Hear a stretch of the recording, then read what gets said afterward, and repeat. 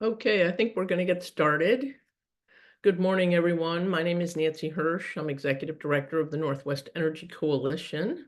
Welcome to this presentation by the Brattle Group on the uh, impacts on participants in the day-ahead market um, choices that are before us. I think the crowd participating today recognizes the importance of the role of a broader Western power market for the region.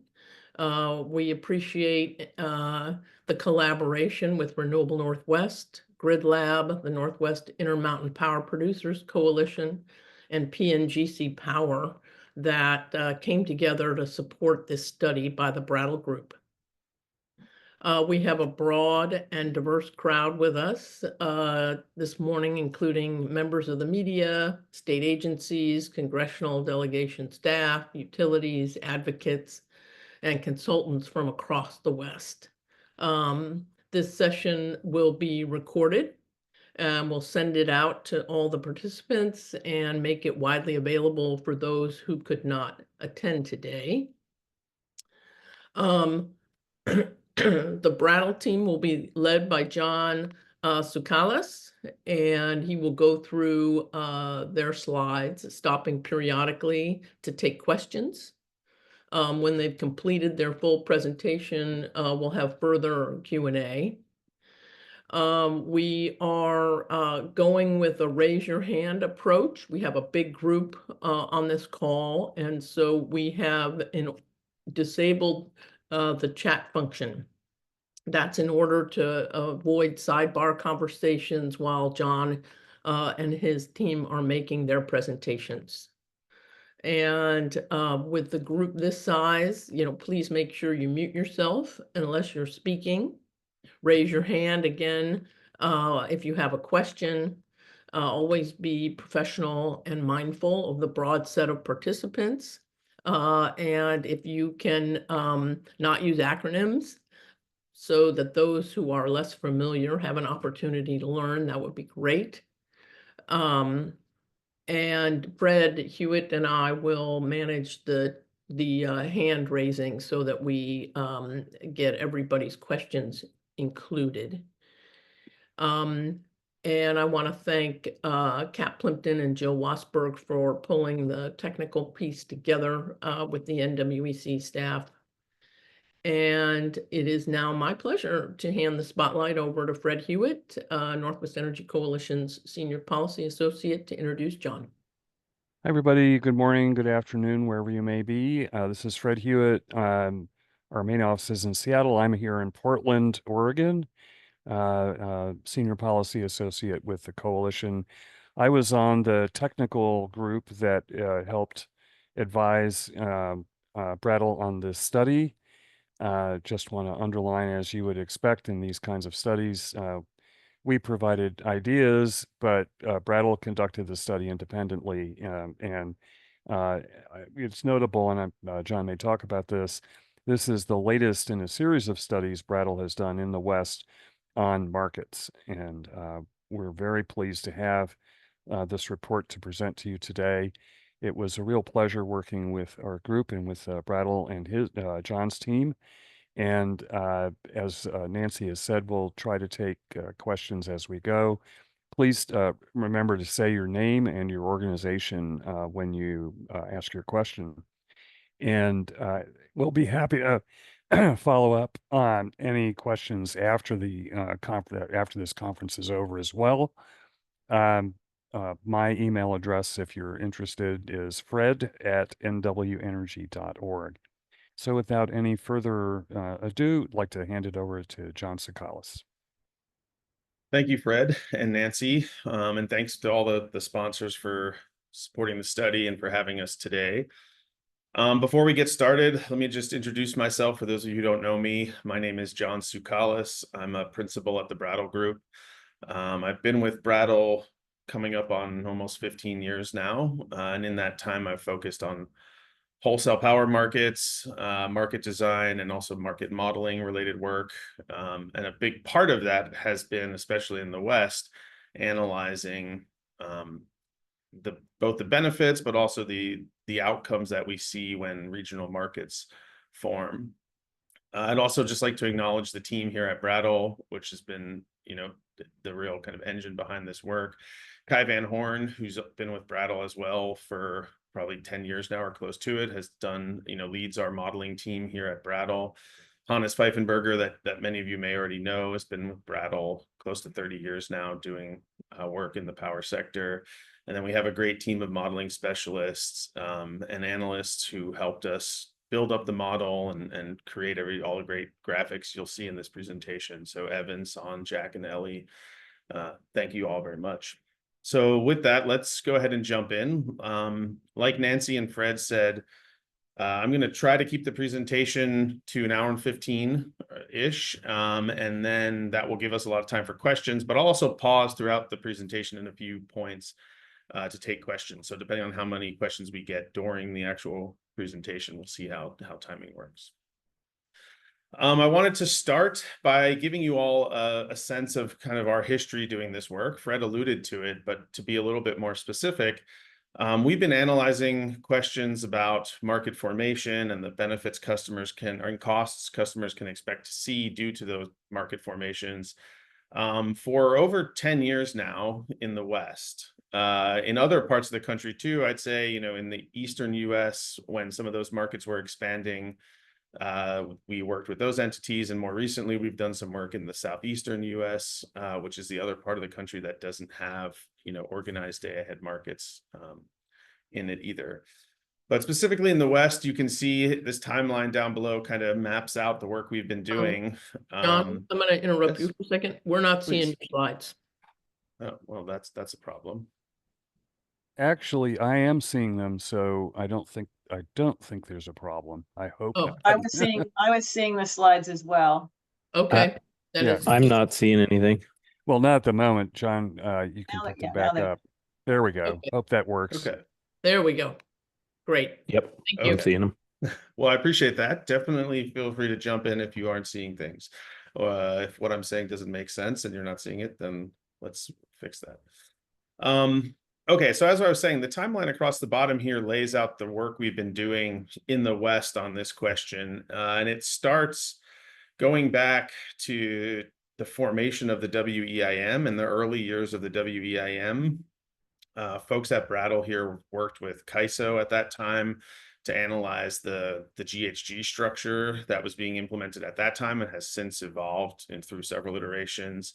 A Brattle team led the California SB 350 study, which is kind of one of the first really big studies in the West to look at regional markets across the entire region. Since then, we've worked with SPP and with several utilities that were thinking about joining various markets.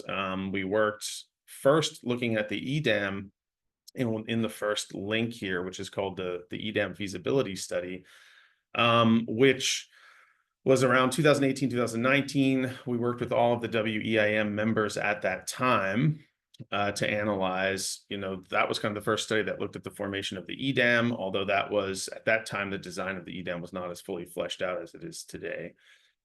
More recently, though, and what this particular study builds off of is the work we started in 2022. We worked for a group of 5 utilities, the Balancing Authority of Northern California, Idaho Power, LADWP, which is the Los Angeles Department of Water and Power, Pacificorp, and the Sacramento Municipal Utilities District. We did a study for them in 2022, which came out in 23. And that study basically looked at just EDAM forming and just those entities effectively joining it with CAISO.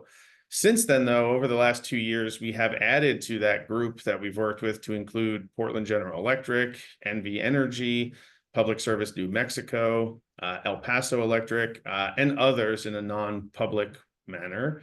But those are the entities we've worked with on publicly, posted studies, and those have been presented to their commissions or submitted to their commissions.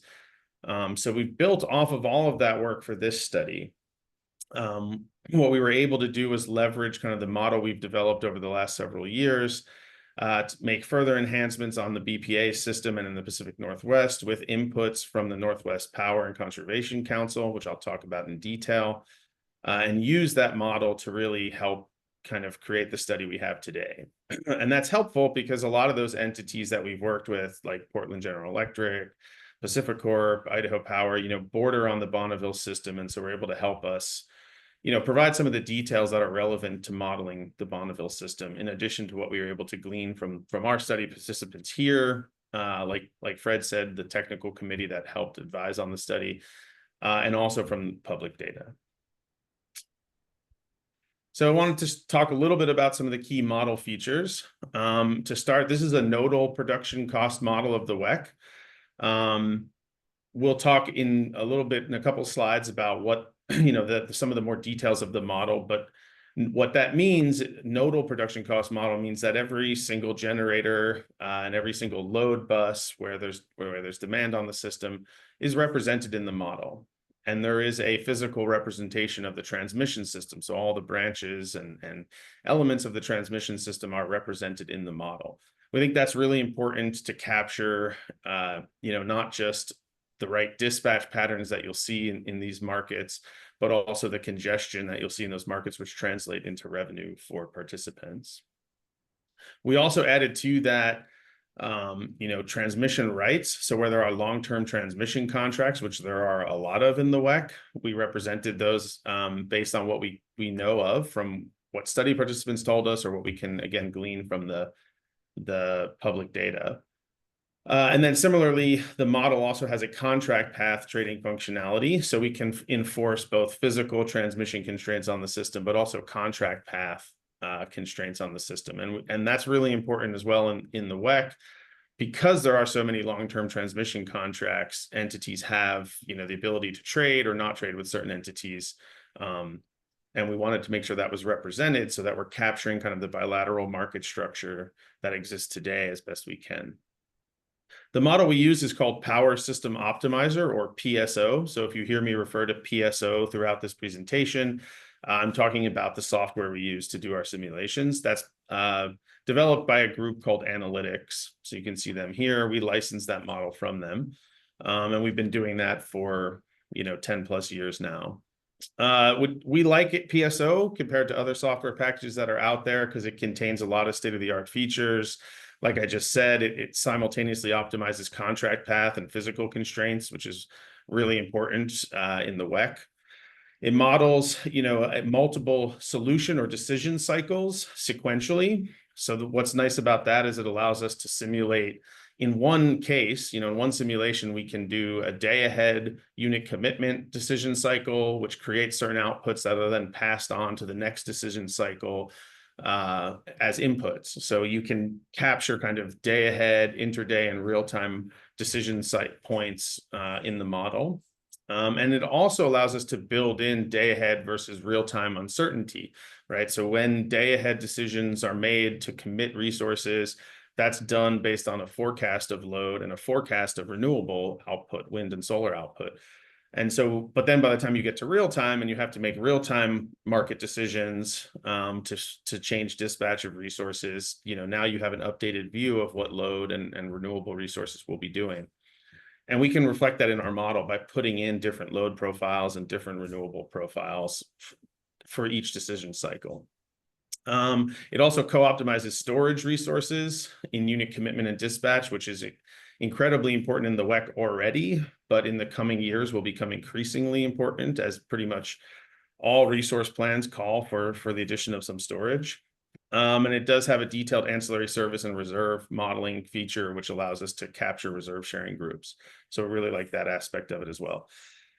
We simulate 2032. That aims to reflect the first decade of market operations. We think it's enough in the future that the results don't kind of become stale immediately. These markets are going to go live in 26 or 27, sometime in that time frame. So this is kind of early years of the market participation, and you could think of it as kind of representative of the first decade of market participation. But we don't want to do something too far in advance, because then that becomes a bit speculative about what resources are going to be on the system, what transmission will be built, 2032 is close enough that it's within the utility planning cycle, but it's far enough in the future still that it gives us something that is useful to think about, outcomes, as opposed to, like I said, becoming stale right away. We model 3 cases, which we'll see represented on the next slide. The first one is a business as usual case, which just reflects current and known market participation decisions. So basically, what do we know today about people who have committed one way or the other? And then we do 2 market participation cases, one of them to reflect a Markets Plus centric outcome and another one to reflect kind of an EDAM centric outcome, with Bonneville going into each market respectively in those 2 cases. So in the Markets Plus case, we basically say pretty much all non-committed entities, so anyone who hasn't announced where they're going to date, including Bonneville, we put in Markets Plus. And then in the second case for EDAM, what we do, basically almost everyone that's non-committed, we put in EDAM or have them stay in EIM. We model 2 extreme weather events. So based on kind of recent history in the WEC, what's becoming increasingly important that we kind of take note of atypical weather behavior, right? Most of these production cost models, in fact, pretty much any production cost model you've seen, uses normalized weather and kind of normalized gas prices. So it gives you a very average, smooth look at the world. And increasingly, we find that that's not reflective of reality, right? That average normalized conditions don't capture a lot of the reality of the WEC, and also don't capture the benefit of these types of markets in kind of addressing strain on the system that occurs during these conditions. So we put in 2 weeks, one summer week and one winter week, where we adjust loads and gas prices to reflect kind of patterns we've seen during, let's say, extreme weeks in the WEC in recent years. Then lastly, we do have a detailed modeling of the GHG rules in each market, which helps capture transfers into the GHG pricing states. That includes limits, on what, external resources will be able to sell into the GHG zones. Where we know about resources that are external, that have contracts in place to serve load inside the GHG pricing zones, we model those as, internal resources. So because that's, both markets allow for that treatment. But of course, there's resources we don't have visibility to, but for anything that is owned or controlled or contracted by an external entity outside of a GHG pricing zone, we model it as an external resource that has to basically pay to get into the zone. Lastly, we also reflect Bonneville's stature as a asset controlling supplier into California and Washington. So Bonneville is able to sell into those markets with very low, let's say, GHG hurdles. Okay, this is a visual representation of the 3 cases we just talked about. So like I said, our base case over here, or what we will call the BAU case, or business as usual, represents effectively EIM as it is today and the announced entries into EDAM, that folks that have already announced that. And then the EDAM case and the Markets Plus case, like I said, reflect, in Markets Plus, almost everyone that is non-committed we put in. And in EDAM, everyone either stays in EIM or joins EDAM, and Bonneville flips between the 2, and we take most of the Pacific Northwest with them to reflect kind of, to get a good sense of what would happen if the region followed Bonneville. I would point out here that we do co-optimize the SPP West RTO with Markets Plus. So you do have kind of one continuous market here that forms kind of a horseshoe around the entities that have announced for EDAM participation. And that we'll see the impact of that in the results here in a little bit. We talked about kind of the multifunctional capabilities of the model we use, PSO.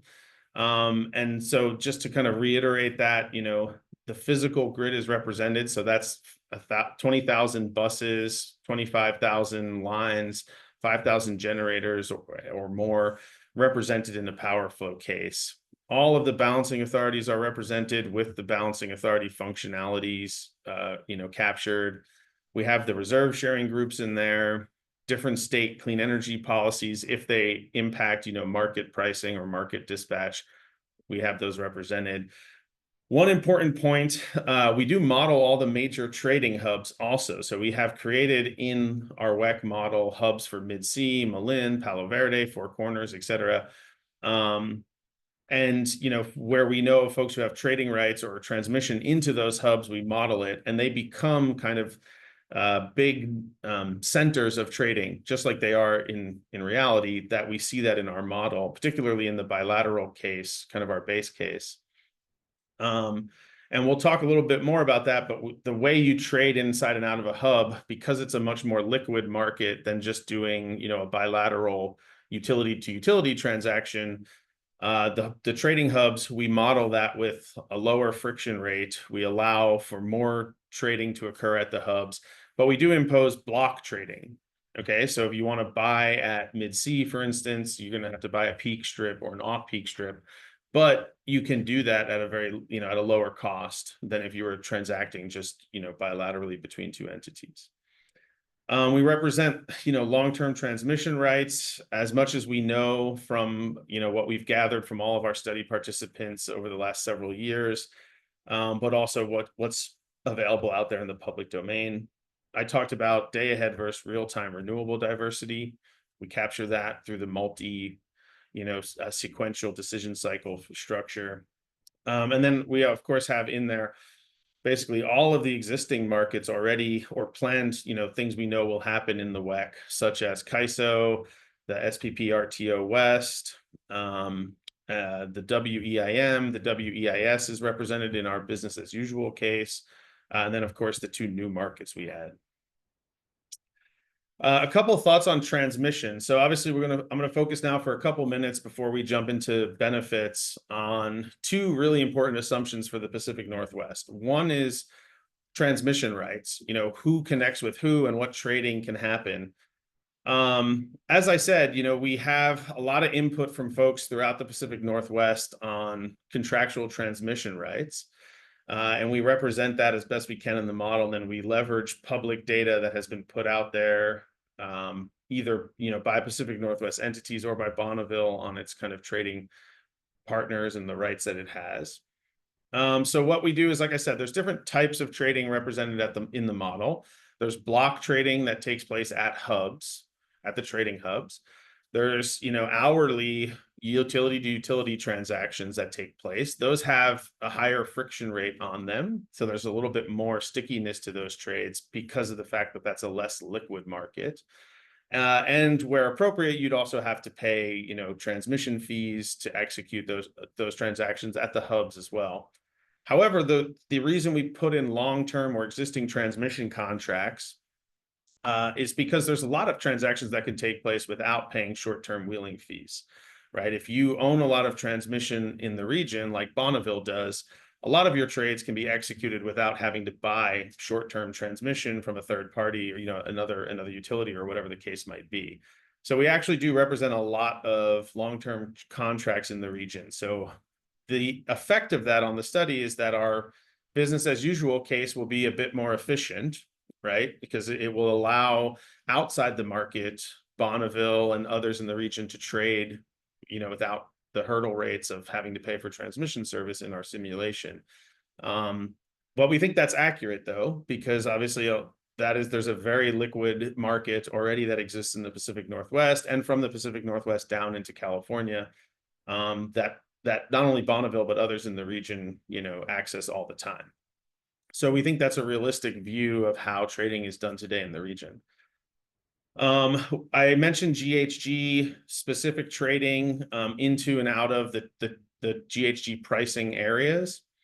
Like I said, we try to mimic what the markets are going to do specifically. Obviously, if you followed the design of the markets, Markets Plus has a lot of optionality on how you can participate, specifically for type 2 resources, which are the resources that are outside of the GHG pricing regions. We don't know how individual players will use their resources in that market. So we have made an assumption here that basically in the Markets Plus, everyone that's a type 2 resource uses the merit order approach. In EDAM, there is, you know, basically a single process for type 2 resources. You either bid it all in under that process or not. We do a reference pass simulation run for the EDAM to basically establish the baselines in the way that the market design dictates will be done.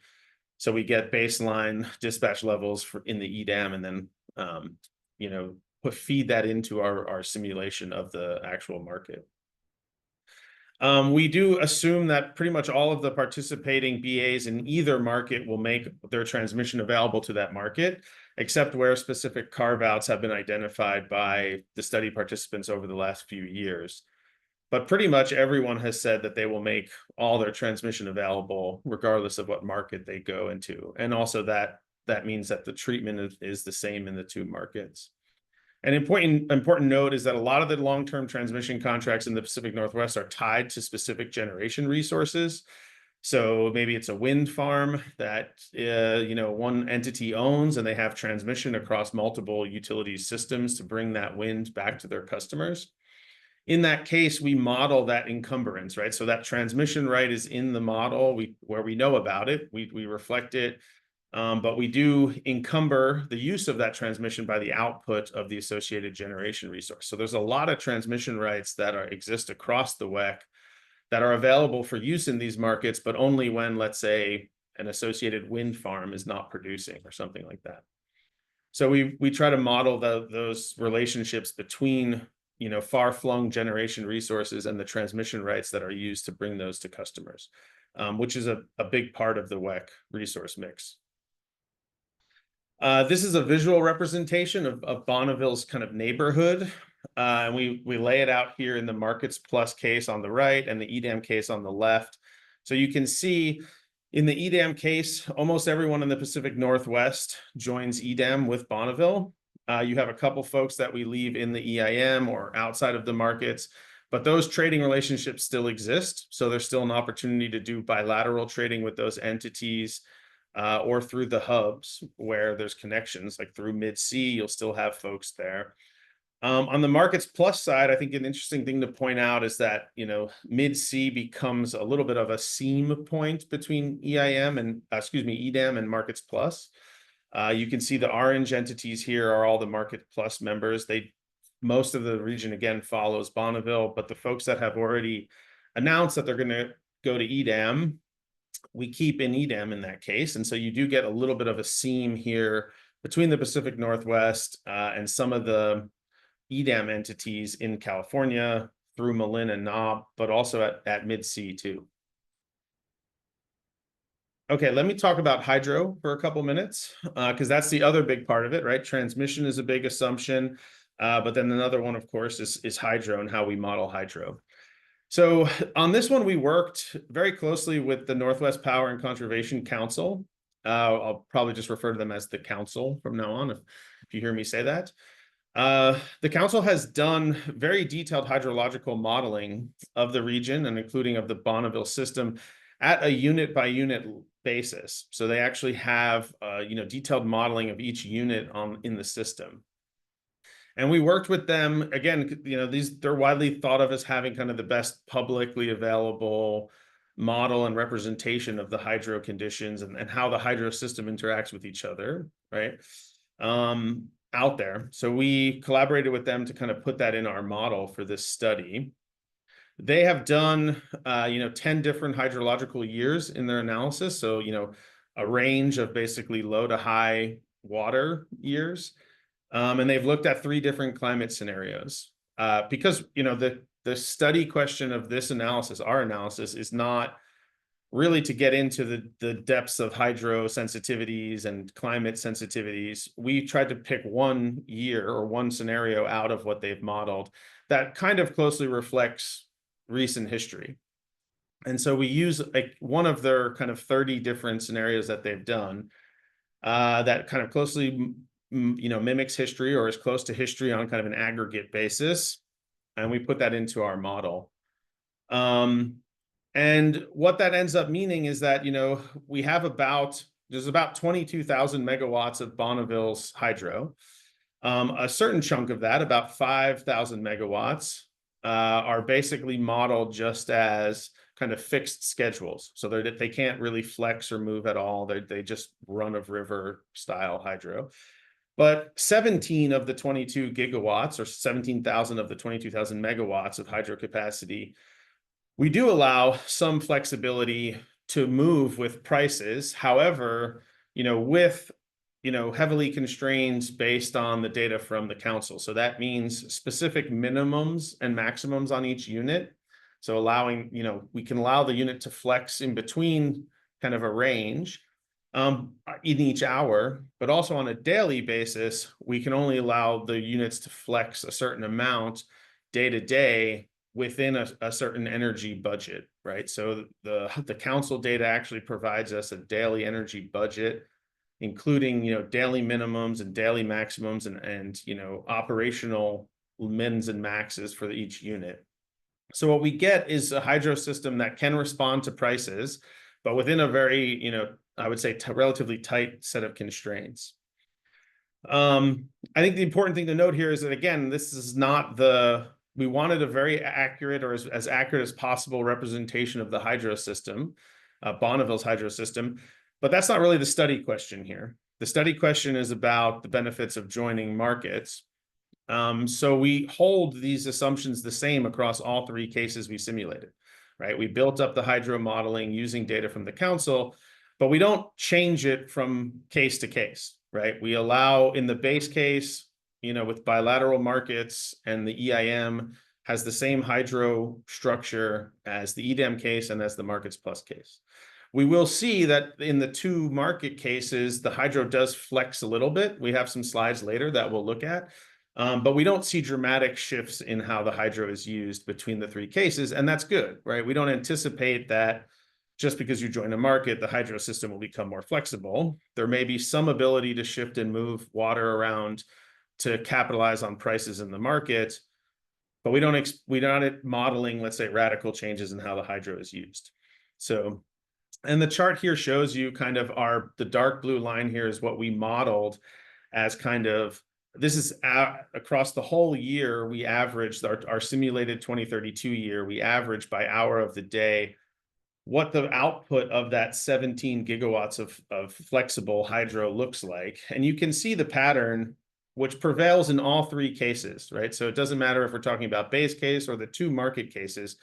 The overarching pattern and the predominant pattern in our hydro is that it wants to produce as little as possible, as we'll let it, in the middle of the day, and then ramp up in overnight hours. And that, of course, is solar. By 2032, the WEC is really flooded with solar. And so even in the kind of business as usual case, before we join either of the two markets or one of the two markets, there's still a lot of economic opportunity to flex down the hydro as much as it can in the middle of the day and flex it up. The gray shaded area here is the range of historical min and maxes that we see over the last 15 plus years of data that's available publicly through EIA. And you can see, right, the minimum used to be kind of in early morning hours. Historically, that was historically the min. We see that kind of shifting to kind of middle of the day hours in our model. And again, we think that's the continuing adoption of solar will drive some of that.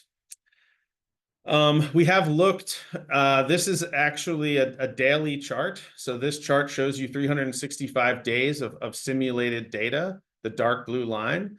It shows you the daily minimum in every single day we simulate. So what's the lowest amount we see that flexible hydro producing in every single day? That's the dark blue line. The gray shaded region shows you historically what's the minimum for Bonneville's resources. And you can see it fairly well fits within the minimum. So we're not, in the historic range, what we simulate. So we feel pretty good that we're not simulating really low dispatch on any of the hydro that wouldn't actually be achievable in reality because of environmental restrictions or operational restrictions. So we feel good about that. This is the opposite end of the chart. So this shows you the daily maximum. What's the most we get out of the hydro in our model in any single day of the year that we simulate. And then the gray shade is historical. I think the one interesting trend here is we do see a bit more water in kind of the fall, late summer, fall, early fall. That's in the council's data. It kind of represents a bit of the changing climate impacts of hydro, that you get a little bit more water in that season. So that is reflected in our model. But otherwise, we're pretty close to kind of what is historic maximums, if you will, that we see on the system.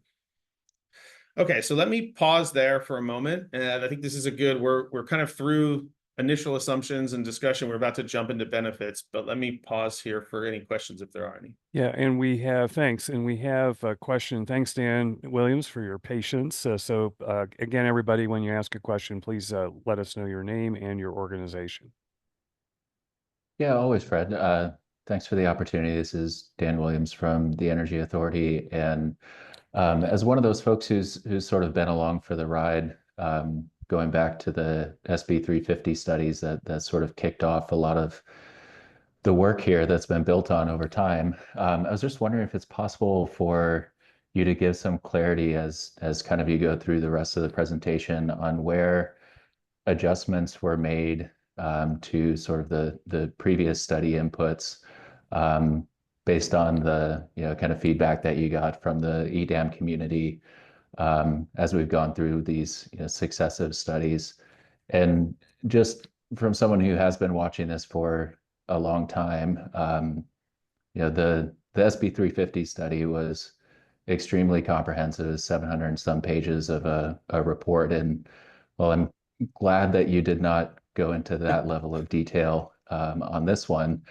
It would still be good to kind of see a little bit more of the work that went into this, so we can assess as we're looking at it, just sort of where the inputs may have driven different outcomes, and get a little better understanding of kind of the world that you're intending to represent here, and what some of the drivers and levers and such were. So if it's possible to do any of that kind of as you go through and talk about some of those nuances that were adjusted, that would be great. If there's plans to release a sort of a more detailed report, or if that's available, that'd be helpful too. But thank you. Yeah, that's great. Let me respond to that real quick before we get to Adam's question. So I will definitely keep that in mind, Dan, as I walk through, talk about kind of how our modeling has evolved since those earlier efforts. But a few things that come to mind though right away is our capabilities have increased. So a lot of the things I've already talked about, like modeling uncertainty between day ahead and real time. That's something that 10 years ago we weren't doing, and we've kind of developed that over time. The representation of the trading hubs in the WEC, that was first really built into the model during that EDAM feasibility study in 2019. So, and that we found has been incredibly important for capturing bilateral markets, accurately, is creating those hubs where most of the trading in the WEC today happens. In the last few years, I think the biggest thing that has changed is, we have done a really well. So first off is the market designs of the two markets have evolved and become more fleshed out. I should say, not really evolved, but have just been fully fleshed out now. Whereas earlier studies were, I think, a bit more just generic, like the SB 350 study just looked at, well, what happens if an RTO forms in the West, or, a power pool forms in the West? It didn't have specific market designs in mind when it was doing that, when, we were doing the study, because they didn't exist yet. Now we actually have market designs on paper, so we can do what we can to try to represent those. And then the last thing I'd point out now is that we've really kind of done in the last 2+ years a deep drill down with many different clients on different parts of the WEC. So if you saw what I presented to the New Mexico Commission a couple months ago, we really have, I think, a really sharp Southwest model now, because we worked with PNM in El Paso and third-party transmission owners and renewable developers in the region to get those transmission rights modeled well. We've done the same in Nevada with NV Energy and, Portland and PacifiCorp, et cetera. So the deep drill down we've been able to do with several utilities in the last 24 to 36 months has really helped us kind of fine tune the model in a lot of different ways.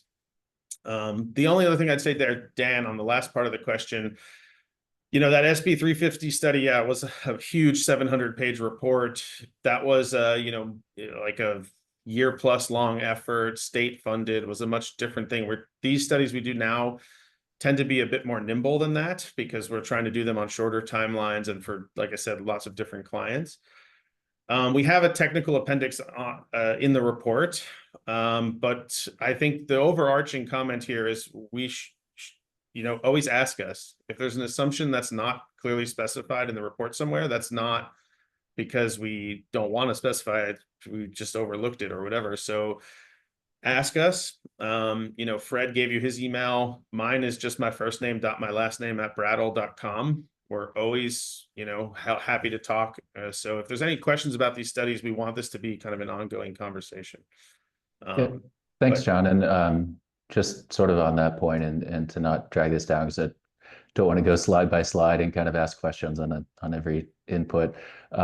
Is there an opportunity to send in sort of a list of kind of top 10, maybe most interesting inputs or something like that could be responded to with some follow-up that others could see as well?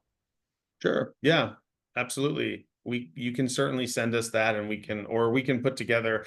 I mean, I think mostly, not surprisingly, the things we've already talked about are the big drivers of benefits. We can certainly share what we think are the big assumptions that move the needle. And this is Nancy. I'll just jump in. And if you want to send in that question to John and Brattle responds, we're happy to distribute that to the group that's participating. Thanks for your question and your inquiry. Adam? Yeah, hi, thanks. This is Adam Cornelius with Snohomish PUD. I have two questions. Hopefully the first one's quick. So BPA obviously has a lot of load serving entities such as Snohomish, non-federal generators inside its BA. Should we kind of assume that when you're referring to BPA, it's kind of encompasses those loads and generators? Yeah, that's a great question and a good clarification. Thank you, Adam. Yeah, when I refer to Bonneville, and the benefit metrics that we've calculated are for the whole BA. When I talk about hydro, though, I'm talking about just the Bonneville-owned hydro assets, but or the federal assets that they administer. But yeah, the benefits and things like that are at the BA level. Great question. Okay. Yeah, that was my assumption. Just wanted to check. And then maybe the other question I had is on transmission modeling. And I'm curious, I think this is the source of some ongoing discussion right now, but I'm curious about how you treated transmission rights that are, held by a participant in one market that may wheel across a TSP that's joined a different market. For example, in the Markets Plus scenario, would PacifiCorp's rights on Bonneville system be available for use by EDAM or Markets Plus or some combination in some way? Yeah, good question. Very good question. Yeah, and we carve out the rights to go where the entity that controls them goes. So if, for instance, like Portland General Electric, if they have rights on the Bonneville system, we've modeled them in EDAM because they have announced that's where they're going. Then their rights would go with EDAM. How useful they are in EDAM is a different question, because it depends on who they can interconnect with and things like that. But yeah, everybody takes their rights effectively where they go. That answers your question. Okay, thank you. And I would say, again, that's that's for the transmission rights we know about and that we have modeled. Of course, I'm sure there's things we don't have visibility to, but. Yeah, I just want to say also, thank you for taking the time to step through all the assumptions. It's really helpful to kind of understand the results when we get there. So thanks. Of course. Looks like we have a question from John Rosabepi. And I'll just note after John goes, Ed Maddox, you had texted in a question. Feel free to go after John.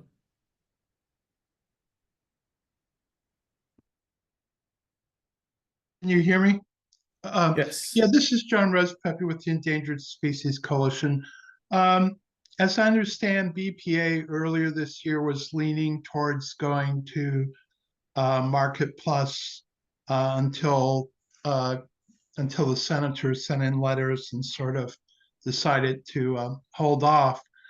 What type modeling are they using compared to yours to reach their decisions?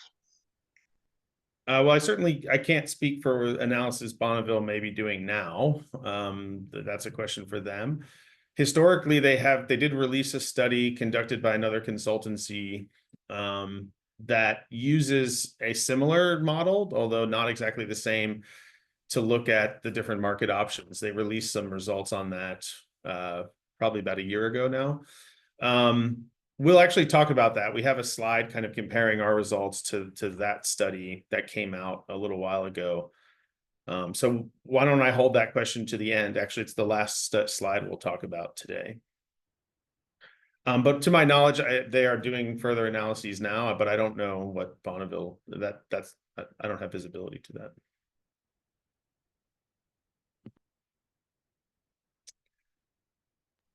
Okay, turns out, Ed,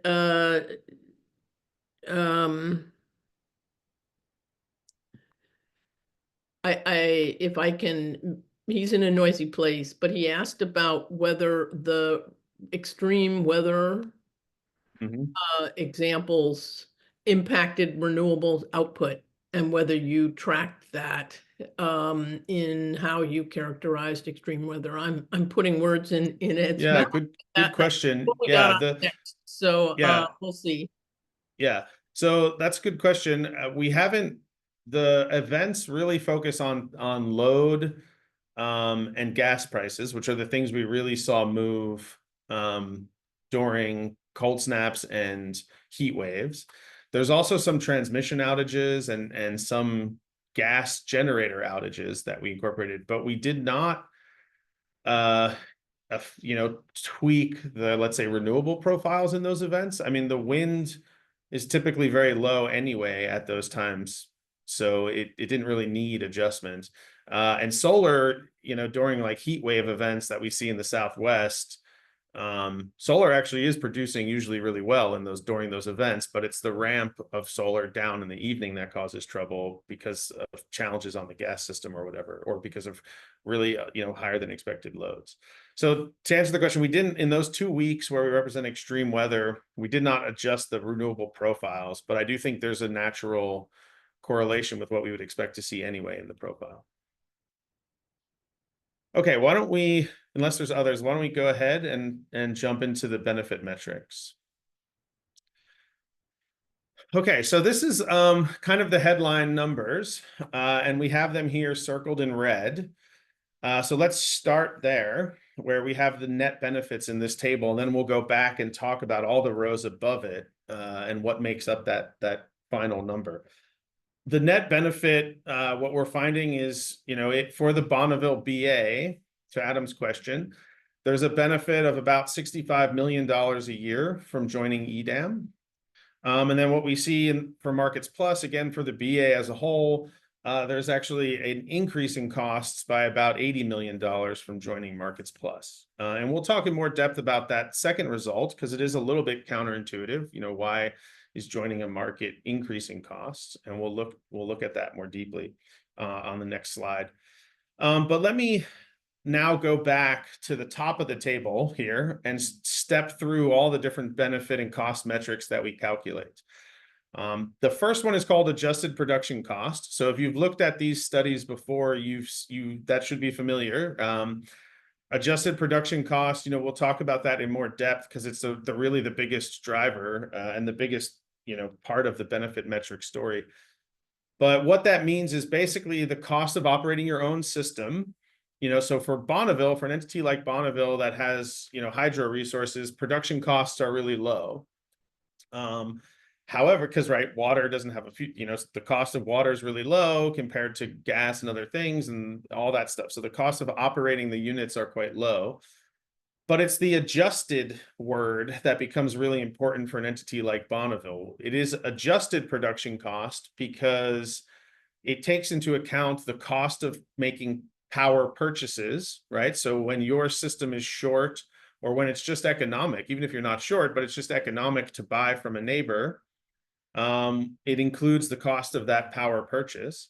And then on the flip side, it includes the revenues generated. It subtracts out the revenues generated when you make off-system sales.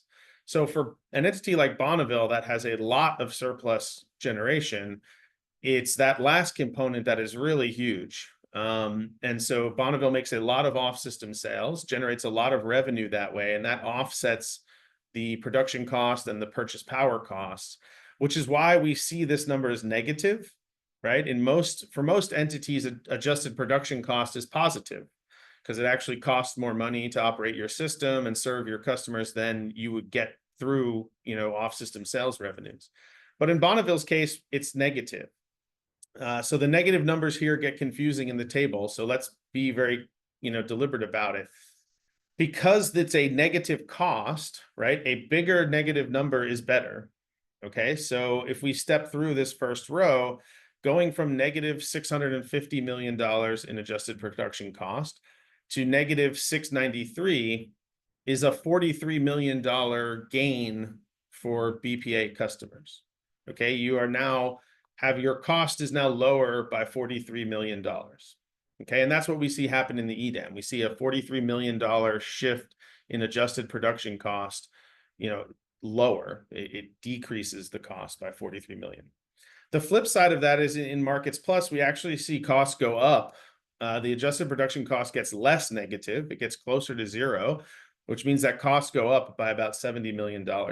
And that's the kind of a little bit counterintuitive result we find. And we'll talk a bit about that, like I said, on the next slide, but that's really driven by that off-system sales component. The short answer is we find that prices fall a little bit in the Pacific Northwest in our Markets Plus case. And so that means Bonneville earns less for its off-system sales, and that's really what drives that. The other components here are, all revenues. So we have that written out here explicitly, revenues. So what that means is we subtract those from the cost to get to our, bottom number here, which is the APC, or the adjusted production cost, net of revenues. And that's, again, a more negative number is better in that sense. So we're taking a negative cost and we're going to subtract revenue streams from it to get to kind of the bottom number. So the first one is short-term wheeling revenue. So, when you sell transmission service to third parties or to other entities, you collect some transmission revenues from that. That's not a big driver of benefits in our study. Because we model a lot of long-term contracts in the Pacific Northwest, there's not a lot of short-term wheeling revenue that Bonneville earns in the base case. And then as a result, there's not a lot to lose in the markets cases. Typically we see when you join a market, you may lose some of that short-term wheeling revenue because your transmission goes into the market and you're no longer selling it to third parties. And we see that happen in the EDAM case, right? It's about a $37 million loss for Bonneville. In the Markets Plus case, it stays relatively the same, and that we'll see that because there's still a lot of bilateral trading that happens, so that it doesn't move much. But it is about a $37 million loss when you go to EDAM. The next two line items are congestion revenues in EDAM or in the WEIM. So you can see Bonneville's already a member of the WEIM. So we have in the base case, it collects, almost $12 million in revenue from congestion revenues from the EIM. But then when you move to the EDAM case, you now get, EDAM congestion in the day ahead market, as well as real-time congestion still from the EIM. And you can see that's a huge chunk of revenues for Bonneville. Put it all together, it's about almost $180 million of revenue from the EDAM congestion or EIM congestion. We do see the same thing happening in Markets Plus, right? You get congestion revenue in the day ahead and the real time in Markets Plus, but it's a little bit less. It's just shy of $90 million in revenue. So it's about half that you get in Markets Plus as you would see in EDAM. And the reason for that is because there are fewer parties, right? Even in our Markets Plus case, like we saw on that transmission map a few slides ago, there's still going to be a lot of parties in the Pacific Northwest that are in EDAM that have announced that they're going to EDAM. And so you get less congestion revenue. Also, the price separation between members of the market is a bit more consolidated in Markets Plus, right? In EDAM, we see a lot of congestion between, the Southwest that has really low prices in the middle of the day, and the Pacific Northwest that, has lower prices, but not quite as low. And so there's more congestion revenue there due to the diversity of resource mixes. And so the last row here is bilateral trading revenues. So this is, in addition, it's kind of like, you can think of it almost as like the congestion revenue in the bilateral market or in the bilateral case. So this is when you're making off-system sales revenues, there's some profit on top of that you earn. And we calculate that. Obviously, in the base case, there's a lot of that, almost $200 million of additional trading revenues that Bonneville makes, again, because it sells so much power off system. You lose about $115 million there in EDAM because almost all the counterparties in the Pacific Northwest go to EDAM, that bilateral trading dries up, and we'll see that later in the results. You do lose some in Markets Plus, but not quite as much because the Pacific Northwest has parties in both markets, there's still opportunities, or more opportunity, I should say, to do bilateral trading in the Markets Plus case. So you put that all together, right? You've got the adjusted production cost at the top. You subtract out all the different revenue components that apply in the different markets, and you end up with our, in dark blue here, the final benefit metric, or the aggregated benefit metric. That, like I said, the change relative to the base case dictates the results we have here. So, like I said, I wanted to talk a little bit about what drives that Markets Plus result. And I think maybe the graphic here is the best way to look at it, or to start. You can see the orange line here is prices. This is across the whole year, but averaged by hour of the day. You can see prices in the overnight hours in Markets Plus are a little bit lower. And why do we see that? Largely that is due to kind of efficient thermal resource dispatch. So the Southwest, which is in Markets Plus, and the Rocky Mountain region, which is in Markets Plus, has a lot of relatively low-cost gas, and even some low-cost coal still by 2032. That basically, overnight hours when solar and hydro, are not the kind of marginal resource in the WEC or in the Markets Plus footprint, displace some expensive marginal resources in the Pacific Northwest, and we actually see a little bit of a price drop. And it's just not significantly huge, the price drop. We're talking about a few dollars on average. But when you have a lot of off-system sales like Bonneville has, and you have an inflexible or relatively inflexible generation resource like Bonneville has, it does impact your off-system sales revenues.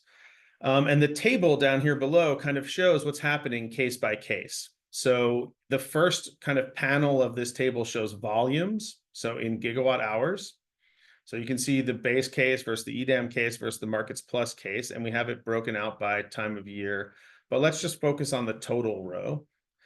The middle shows the value of Bonneville's sales revenues. So this is just focusing on the value of Bonneville's sales revenues. And then the last case, the last part of the table, the last panel shows the average value of sales. So this is in dollars per megawatt hour. So it's basically like the middle column, the middle panel divided by the first panel adjusted for units. And what you can see is, right, the value of Bonneville's off-system sales revenues drops by about $3 from in the Markets Plus case compared to the base case. And if you look in the middle panel, right, that's about $100 million in revenues. It's not really a volumetric issue, right? If you look at the first panel, and you compare the base case to the Markets Plus case, the volume of sales Bonneville makes is about the same in the two cases. And again, this is the BA. So we're looking at the entire BA here. So there are a couple of gas generators in there too, some independent producers. So that's why the volume moves a little bit, and we'll see that later. But basically, in effect, there's a slight price drop, is the short story, in overnight hours that reduces the off-system sales revenue for Bonneville by about $100 million. Obviously, if gas prices changed on a regional basis, you might see a different result. But, you know, historically in the WEC, the Southwest and the Rocky Mountain region has had the cheapest gas. And that's what's kind of driving this result. I won't spend a lot of time on this chart. This is basically a visual representation of this table. So we walked through this table line by line, but this chart just shows you, you know, in a visual way, what's driving benefits in each market. So you can see dark blue and light blue up at the top here are, you know, congestion revenues in EDAM, which are a positive change relative to the base case. So is the green, which is adjusted production cost. But then that's offset by a loss in bilateral trading revenue in gray and short-term wheeling revenues in teal. In Markets Plus, congestion revenue is a positive adder. The adjusted production cost, for the reason we just talked about, drops a little bit compared to the base case. You do lose a little bit of bilateral trading revenue. And so you put that together and it shows you kind of what's driving the benefit in each market case relative to the base case. Let me turn now to talk a bit about the region as a whole. So in addition to calculating just for the Bonneville BA these same benefit metrics, we also calculated for kind of the Pacific Northwest entities, or at least in the US, right? So we see, when we say Pacific Northwest here in this table, we list out the folks that are involved, like that includes the Bonneville BA, the Pacific Northwest BA, the PGE BA, all of the public utility district balancing areas, Avista, Tacoma, Puget Sound, and the Seattle City Light BAs. So we're basically now are calculating that same set of benefit metrics, but for that entire group of balancing areas. So we see for the region as a whole, what drives benefits and what do benefits do. And again, the kind of headline numbers are circled here in red. And what we see is it's about a $430 million benefit for the region to join EDAM. And for Markets Plus, it's about a wash, right? It's a small, like $18 million decrease or increase in costs, which is effectively like a wash here. And the reasons, you know, same kind of, you know, dynamics at play. Like we talked about the adjusted production cost challenge, or what we see in the Markets Plus case for Bonneville is the declining sales reduces, or declining prices and off-system hours reduces their off-system sales revenues. I will say that's great for people who are net buyers. So if you buy more power in overnight hours than you sell, then actually you do really well in Markets Plus because prices go down. It just so happens that Bonneville and several other of the Pacific Northwest entities that have hydro assets are net sellers because they have more generation than they need to serve their own load. So you end up with, you know, overall the region tends to be a net seller, and that's why we see this result. But if individual utilities, you may see something very different, right? If they are, like I said, a net buyer, that dynamic would be helpful for them. And again, like other parts of the Markets Plus footprint in the Southwest, et cetera, may do very well by that. So before we kind of jump into more details, this might be another good moment to pause now that we've looked at the benefit metrics, take a couple questions, and then keep going. Yeah, I think we have one from Michael Lynn. Hi, this is Michael Lynn from the Public Power Council. Thank you for giving this presentation, John. It's been informative. The question I kind of have is, as we reviewed this, the congestion rent numbers really popped at us. And I'm sure you're aware, but congestion rent allocation in EDAM design was a fairly contentious issue.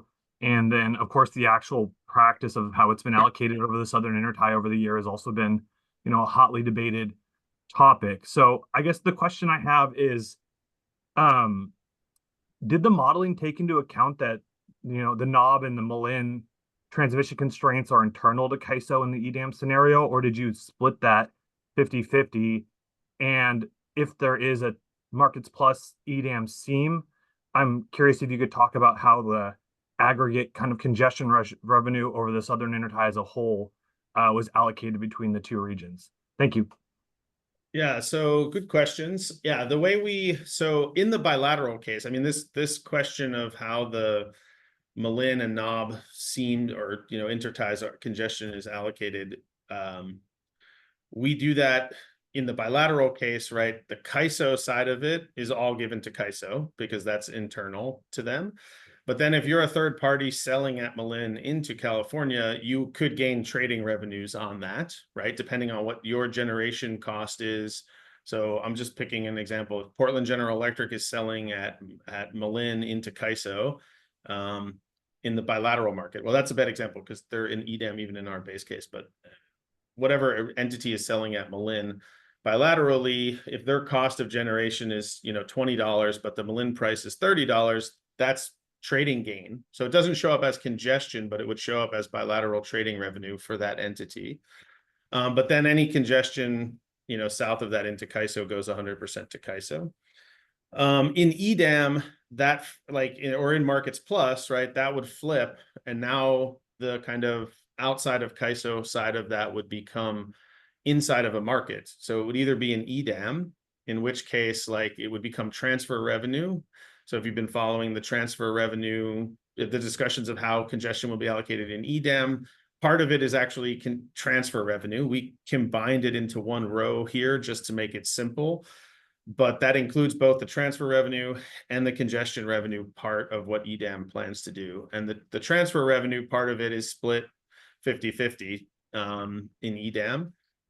And then in Markets Plus, that would be a seam point. So that actually, again, would become a bilateral trade. So if a Markets Plus entity is selling at Malin into CAISO in the Markets Plus case, that's a bilateral transaction. So again, it would show up as bilateral trading revenue for that Markets Plus entity, not as congestion.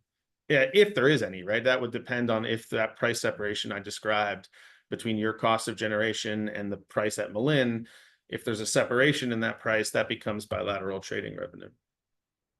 Does that answer your question, Michael? I think so. Yeah, I got to digest that a little bit because I think it may not be 50-50, but I think Laura might want to weigh in on this. Sure. Let's go to Angus. Yeah, thanks, Fred.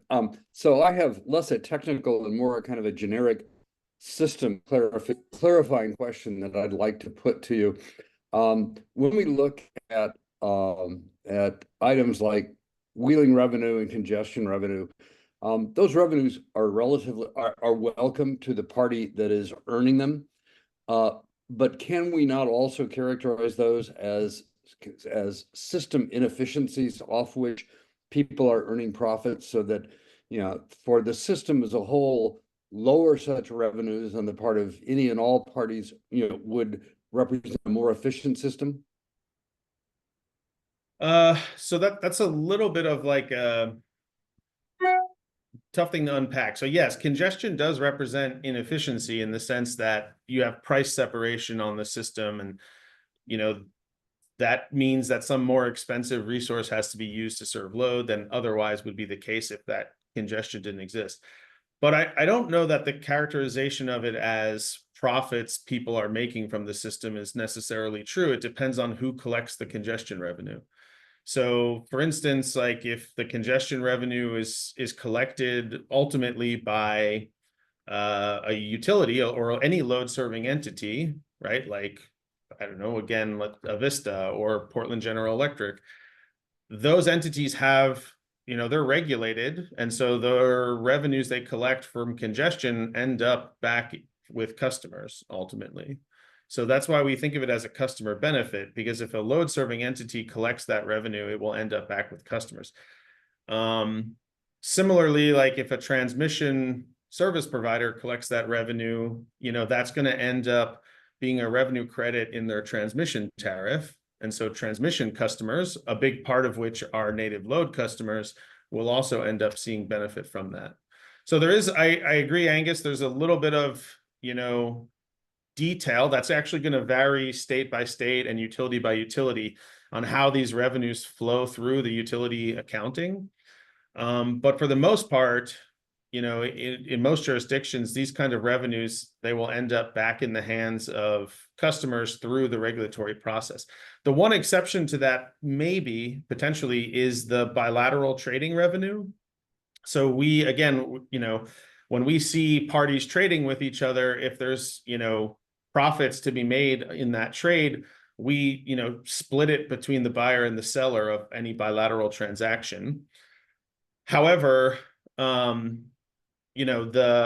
there are third parties out there in the WEC that do bilateral transactions. So there's power marketers, et cetera, that might do some of that activity and take some of that revenue. So that's the only line item here that I think you might see, third parties end up taking some of that.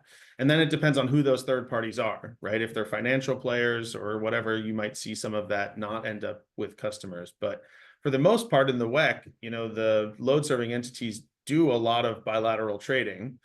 So that's why that line item we think is mostly ends up being a customer benefit because it's conducted by utilities on behalf of their customers. But there is some of that may end up with third parties. So if I could do a follow-up. So yeah, I appreciate that. And I also appreciate that congestion revenue and congestion charges are arguably a way of simply regulating the market, and you may add as much efficiency as they detract. I wonder if you would distinguish between those and short-term wheeling revenues, where there's clearly a benefit to someone who is sitting at a particular place in the grid, and where other parties have to wheel through that entity. And if that party enters into a market where those wheeling instances go down, then the revenues also go down, and that is arguably, again, a marker of greater market efficiency. Oh, I totally agree with that. Yes, like the fact that we see short-term wheeling revenues decline when in the market cases is exactly because people are bringing their transmission into the market, and therefore the market is able to execute more efficient trades without the use of short-term wheeling fees.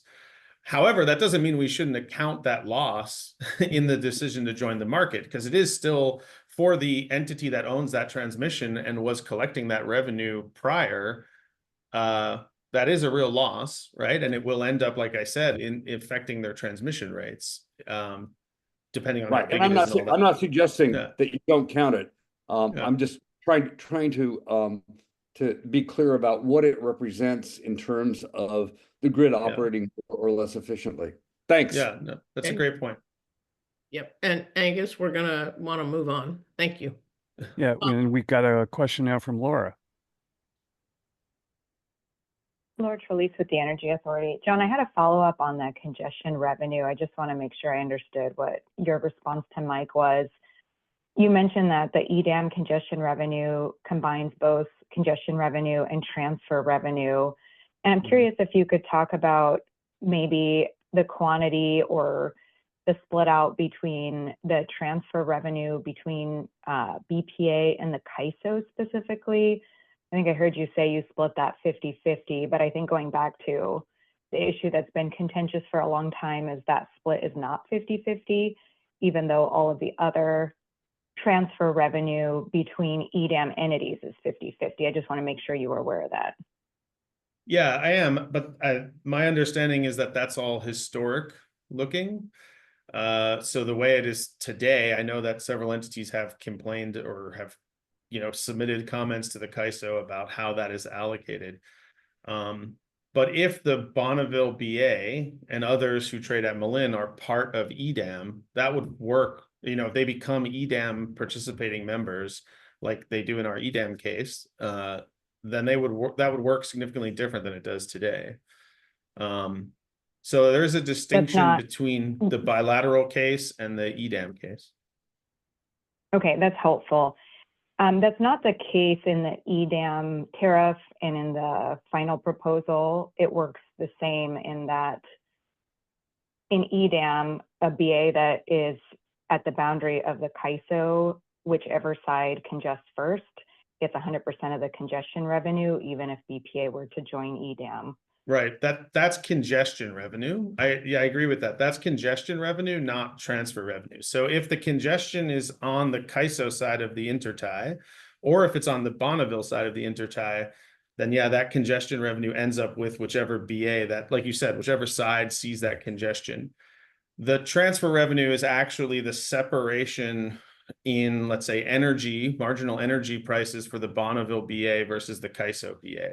So if the marginal energy price in Bonneville is $20 and in CAISO it's $30, that's $10 of transfer revenue. And that's what gets split 50-50. But the congestion, I agree, the congestion, it depends on where it actually is in the system on either side of the tie. And that's what we've done in the model. Yeah. I appreciate that. I'll follow up in an email. It is the transfer revenue that gets split 100% depending on which side congests first, but I can send you the documentation.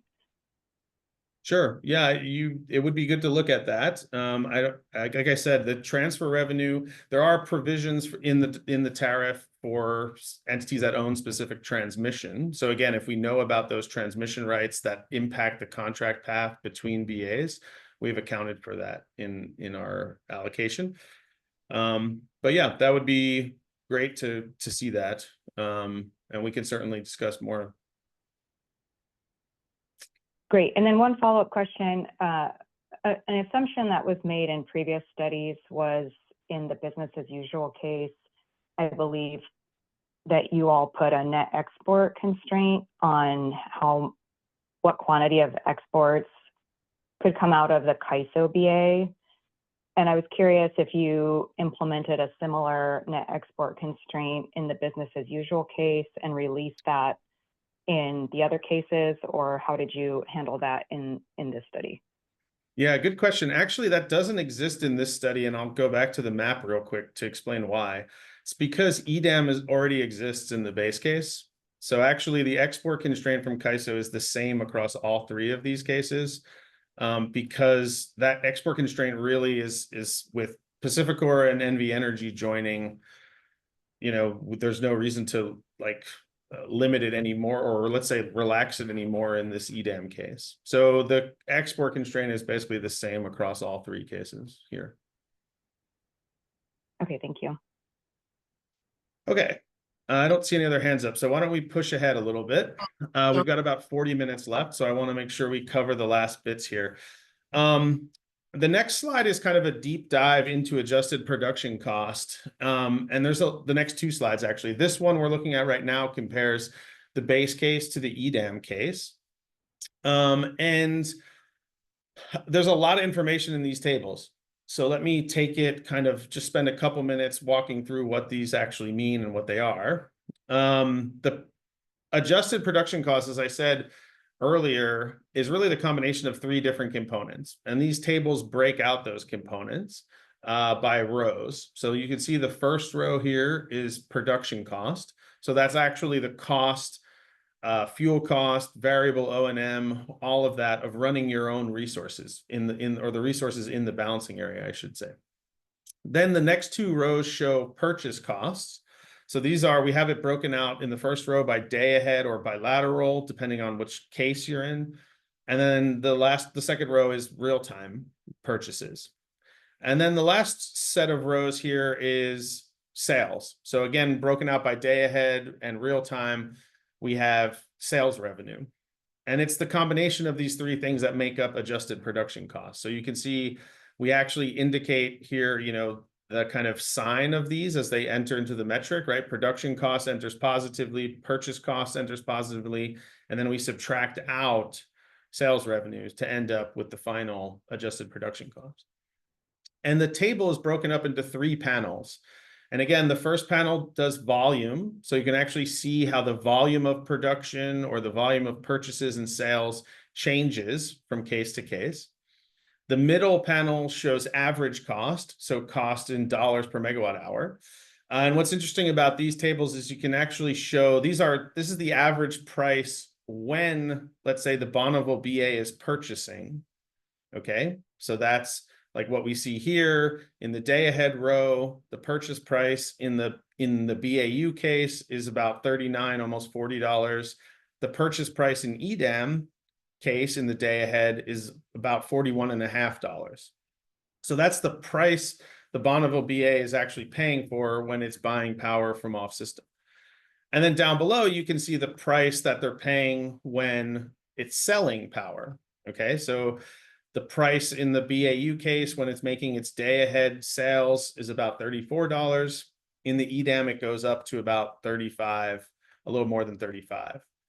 And then the last panel of the table shows you total dollars. So this gives us kind of the total dollar amounts.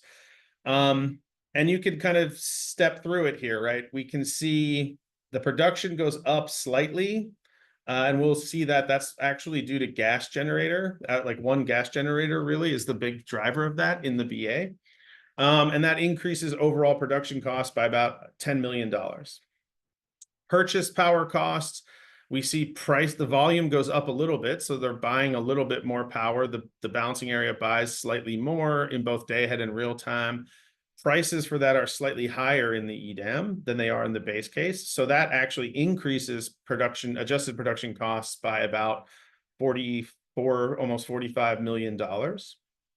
But then on the sales revenue side, as I said earlier, the sales revenue side is really the big driver for Bonneville because it makes so many off-system sales. You can see prices tick up slightly, right? Volume goes up a little bit, but not a lot. It's mainly a price-driven outcome here, that prices tick up slightly when Bonneville's selling in the EDAM case, both day ahead and real time. And so you end up all the way on the far right-hand side here with almost $100 million more in off-system sales revenue.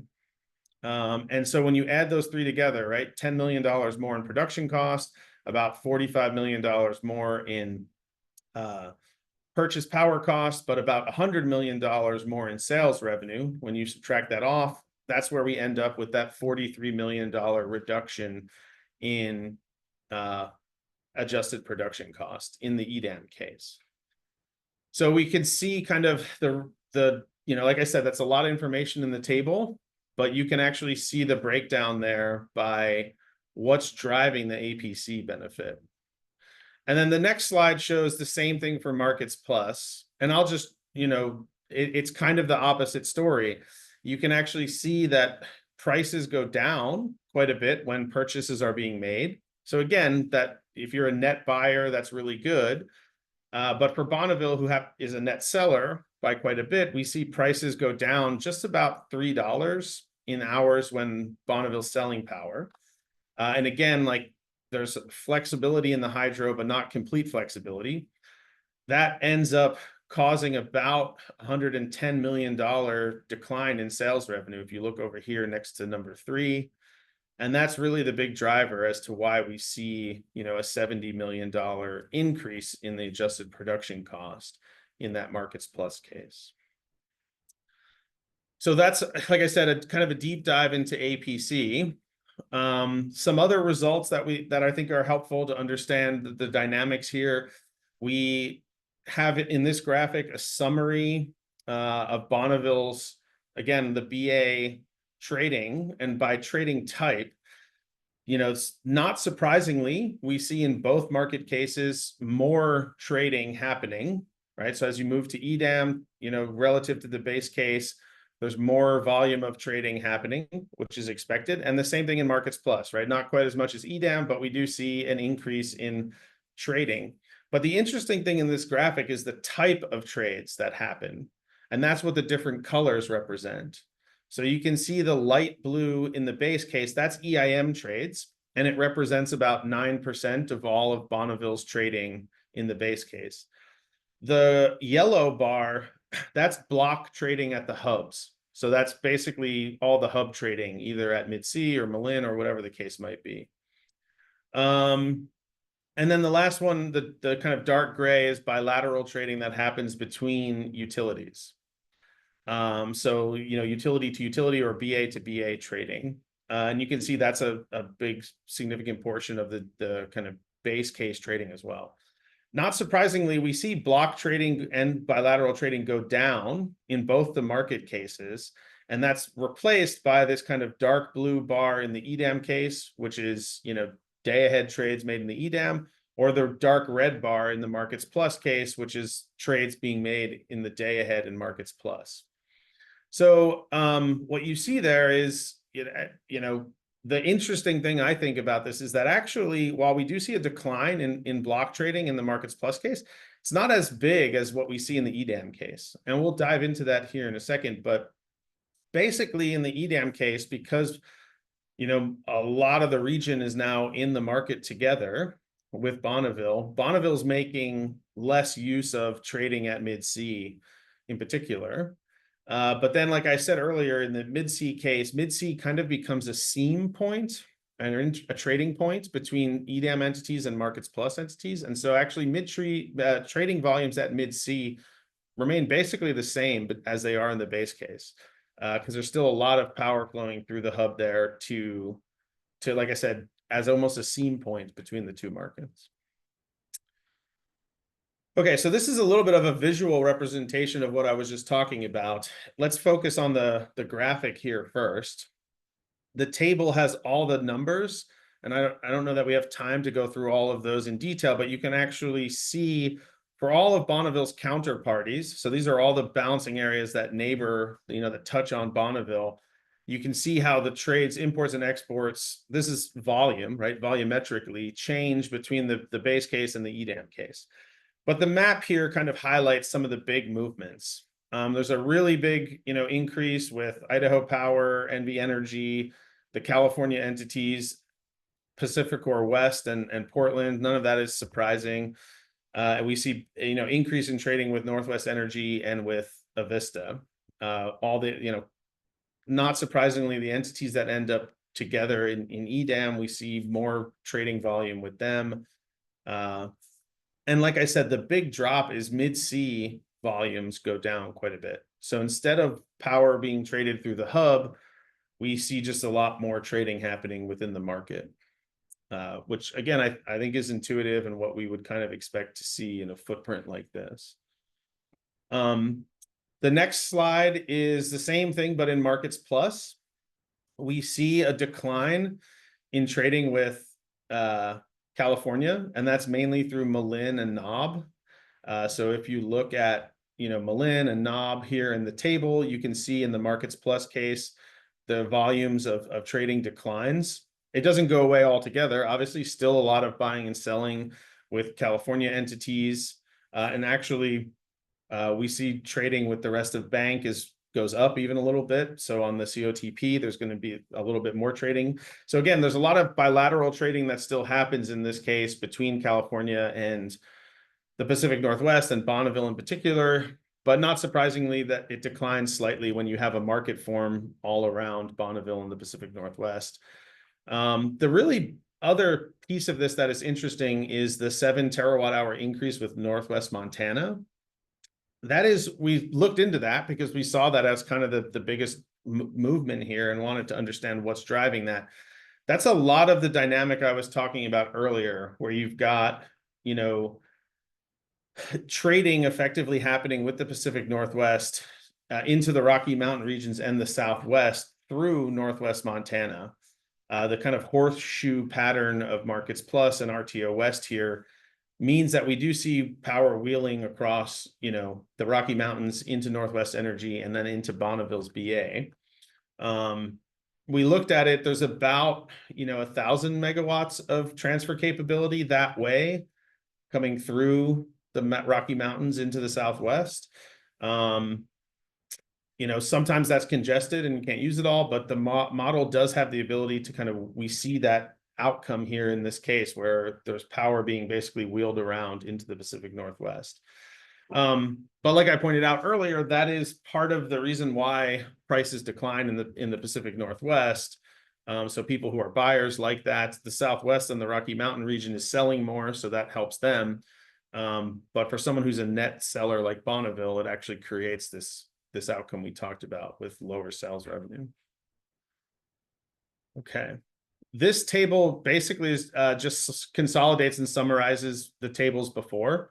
So if you're more of a numbers person than a visual person, you know, this table and this table have been consolidated into one here on the following slide. And you can basically track through how trading changes. You know, the first group of entities here shaded in blue are the folks that basically have committed to EDAM or have announced that they're going there. And so they, in all three cases, are EDAM entities. The middle group here are folks that's kind of switch back and forth in the two market cases. The group down here, excuse me, only basically go into Markets Plus in that case. Then we have the trading hubs. So you got the three major trading hubs here.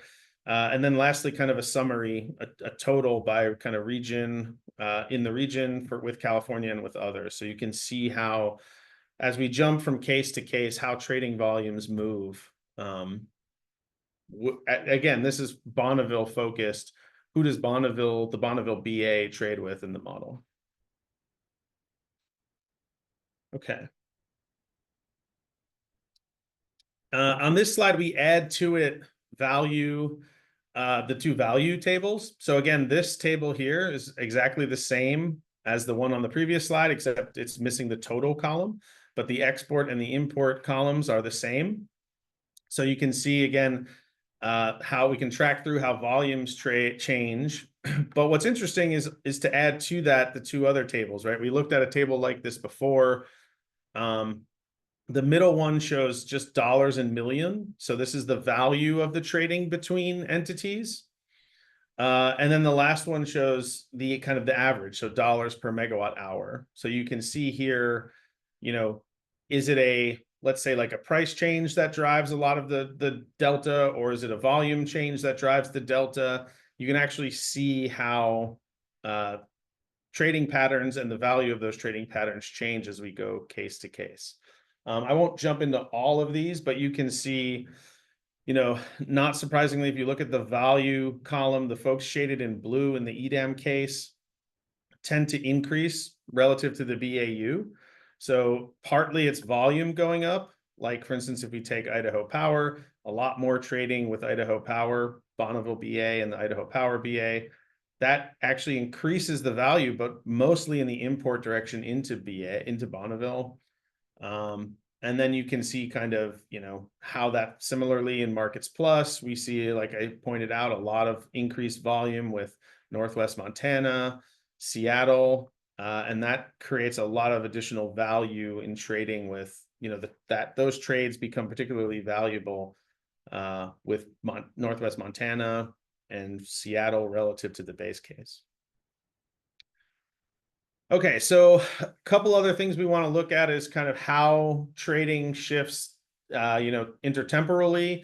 And also then I want to look at generation too. Specifically, we have a few slides to talk about how the hydro assets change from market to market. So these three charts are again for the three different cases.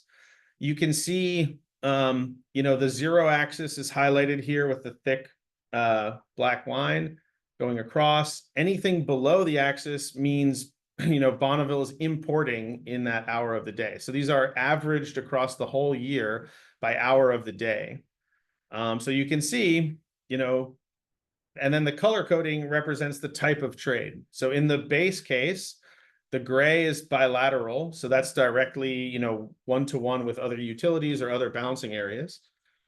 The yellow is block trading. So you can see, you know, Bonneville selling a lot at the hubs, you know, in off-peak hours.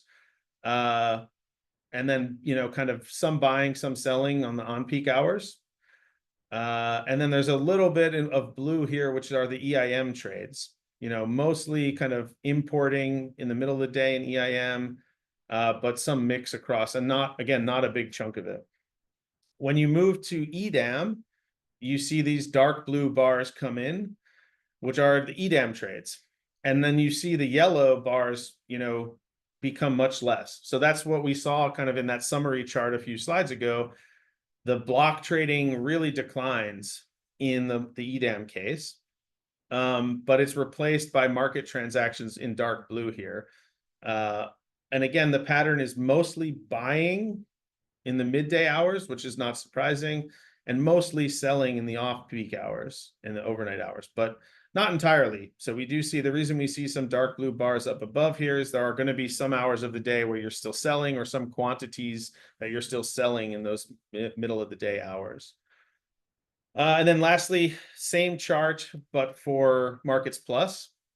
So the dark red is, Markets Plus transactions, and you can see there's a little light red, which is real-time Markets Plus. The key thing I pointed out earlier is that the block trading doesn't really go away when you move to Markets Plus. And again, that's because of the mid-C transactions stay there and actually increase slightly, because that, like I said, works as a bit of a seam point between the two markets.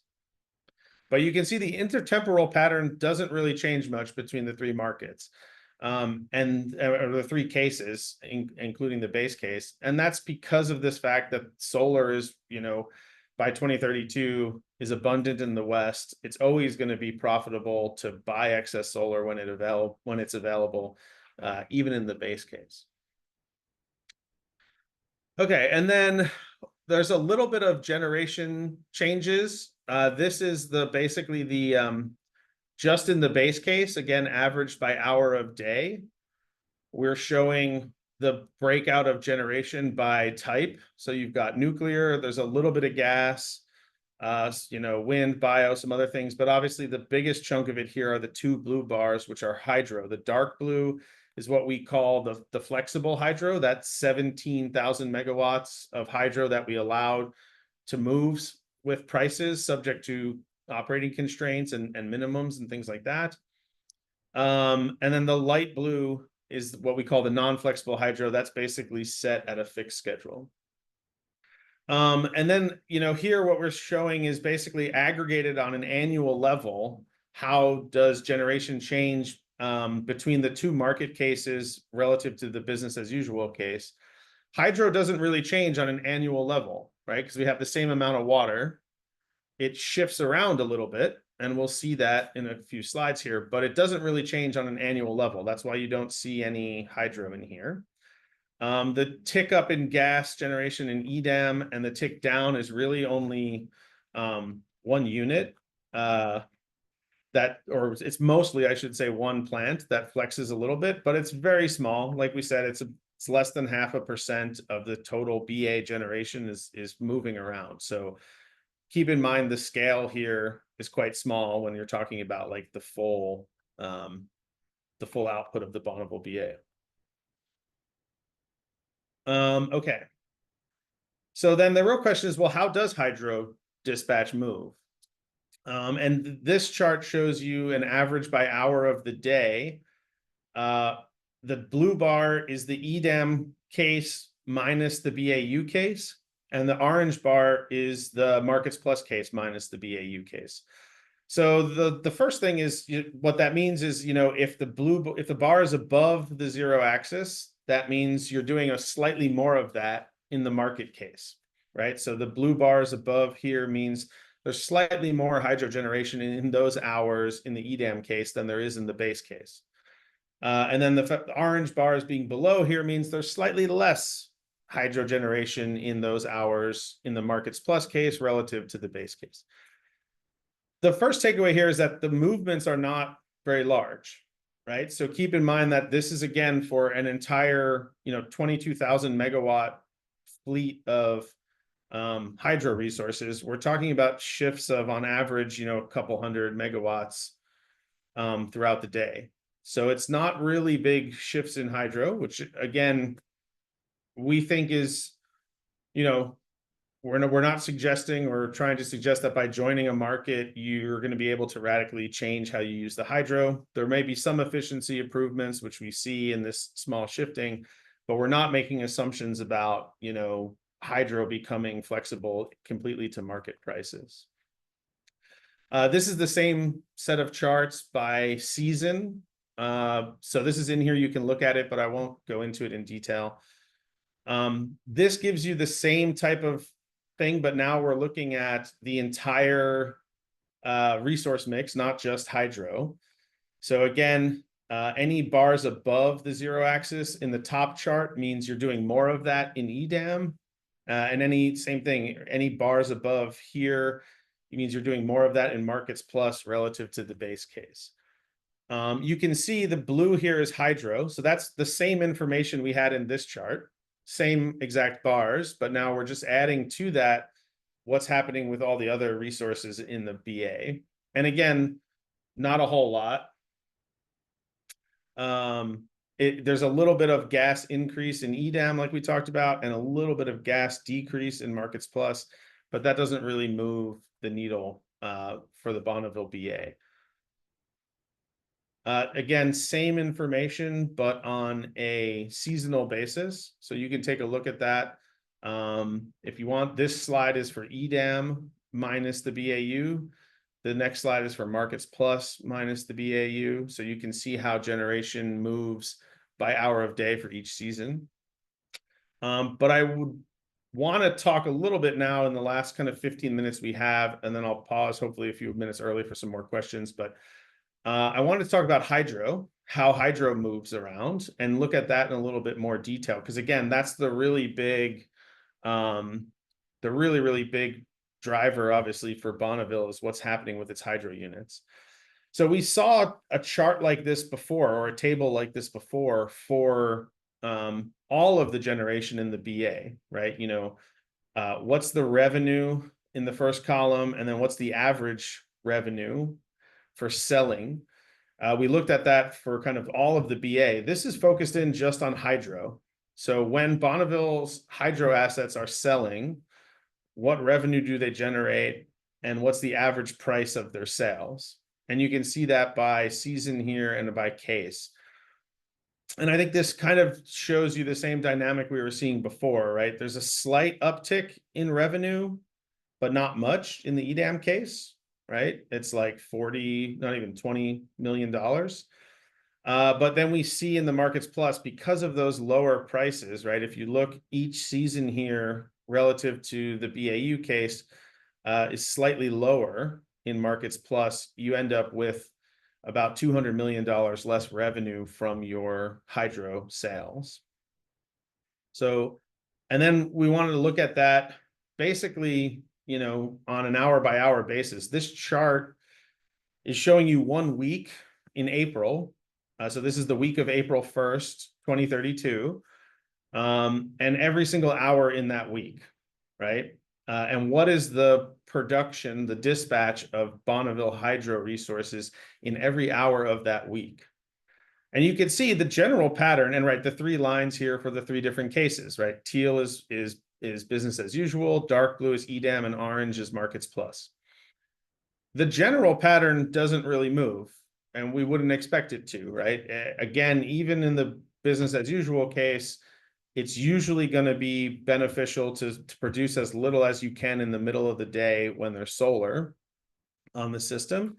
And then it's going to be beneficial to ramp up as much as you can in overnight hours, given whatever flexibility you have in the hydro. What I think is interesting, though, is we do see small changes, right? This chart kind of illustrates some of the small shifts that are feasible in the 2 markets, or that the model does in the 2 markets.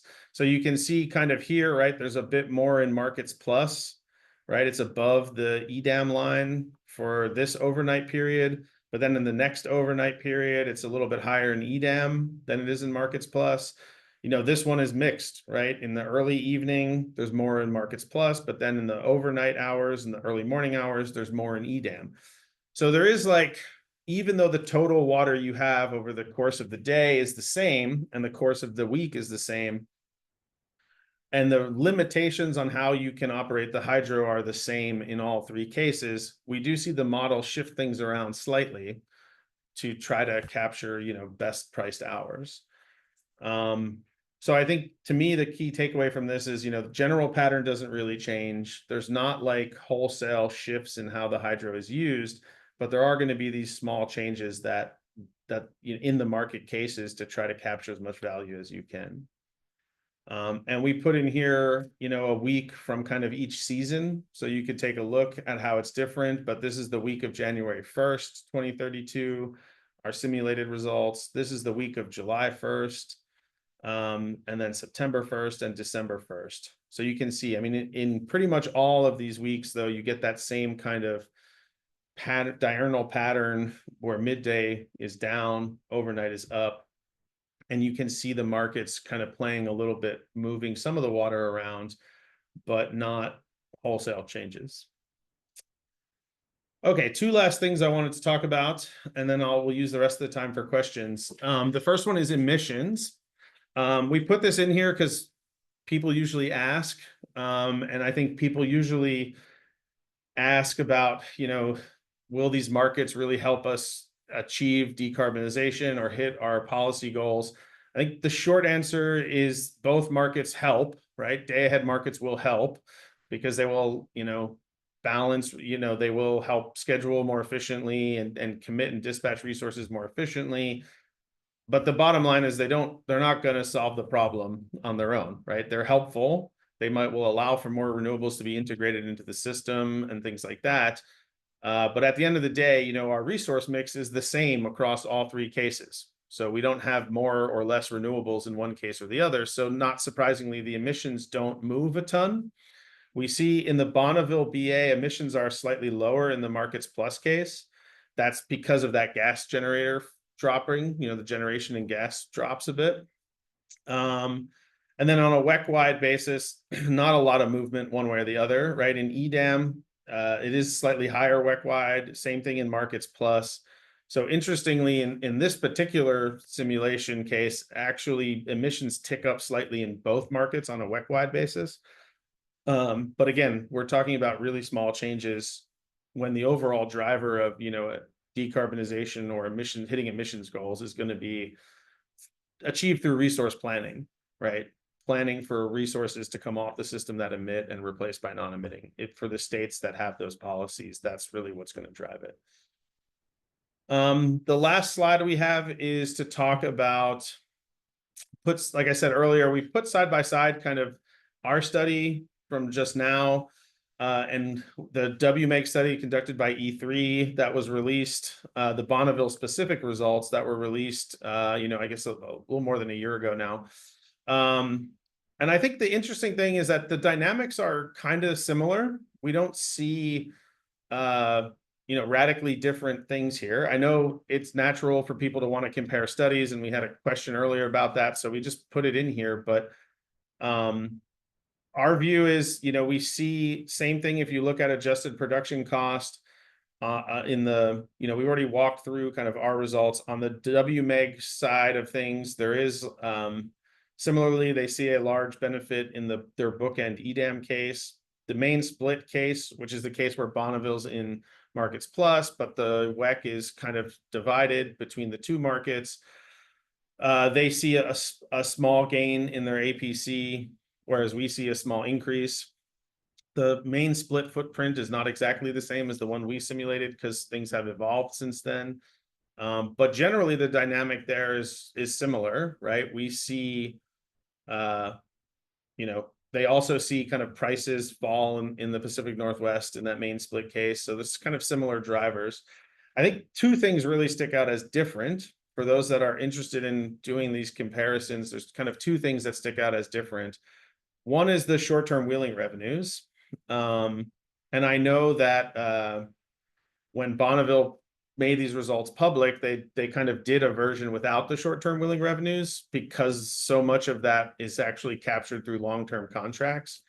So you can see the WMEG study had in their base case a lot of short-term wheeling revenue, like $250 million. And so it was a big drop in both markets. We don't have that. I think the reason why we don't, we can always discuss with E3 and learn more, but I believe the reason for that is because we model so many long-term contracts in the Pacific Northwest where we don't, that don't collect this short-term wheeling revenue. Even in our base case, it's a relatively small number. But then we still see a similar dynamic, which is that it pretty much drops off in the EDAM to almost zero because most people are in the EDAM around Bonneville. And so there's not any of this kind of short-term wheeling revenue collected anymore, or very little. And then in the markets plus, we see kind of similar levels, which is like there is a drop off, but it's, you know, relatively, there's more of it than in the EDAM because of the fact that there's more bilateral trading that happens. The second thing that's very different is congestion revenues. We calculate a lot more congestion revenue in both markets and also a lot more bilateral trading revenue. So, you know, this row that we put in here is effectively the combination of all of these rows in our study. So you do end up with a lot more both congestion revenue and trading revenue in the base case and in both markets in our study. I think part of that is because you know, the nodal representation of the WEC we have captures more congestion revenue than a zonal model, which is what was used in the WMEG study. So partly, I think we're capturing, you know, more, we're just representing more of that congestion that exists on the system in a nodal model, including the kind of bilateral trading revenues. So I think that's probably the big driver as to why we see a lot more congestion revenue. So let me end there. That gives us a few more minutes to kind of field questions. I know, let me go back to kind of our headline slide, but I'm happy to jump around and talk about whatever folks want in the last few minutes. Yeah, let's go with Dan.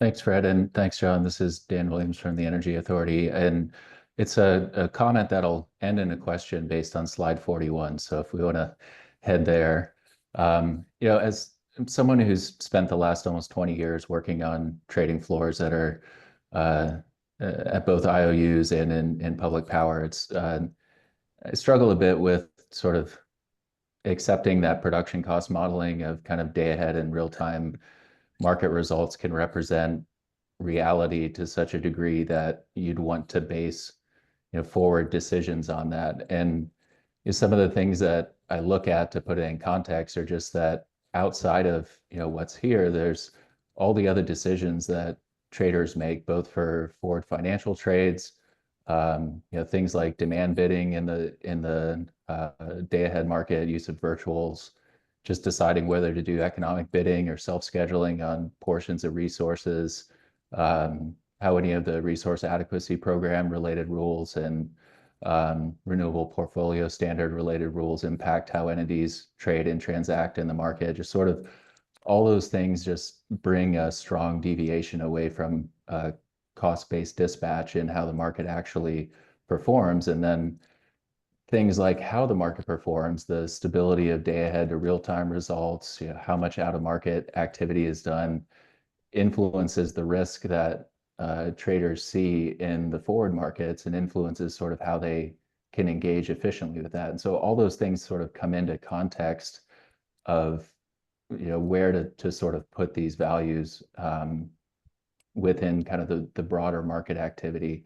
But if we're looking just at the modeling itself, and especially acknowledging, as you said sort of at the outset, that BPA being a net seller, a lot of its sales revenues, a lot of the benefits that are shown here drive out of how BPA sales are valued, then it becomes very important to look at the input variations. And so for me, when I look at something like a $28 per megawatt hour GHG hurdle being applied to any of the sales that BPA would be modeled as making in the Markets Plus scenario, because it would be going across a seam into California, I just sort of have to question, like, that's a huge hurdle. And I think that translates into like Bonneville, though.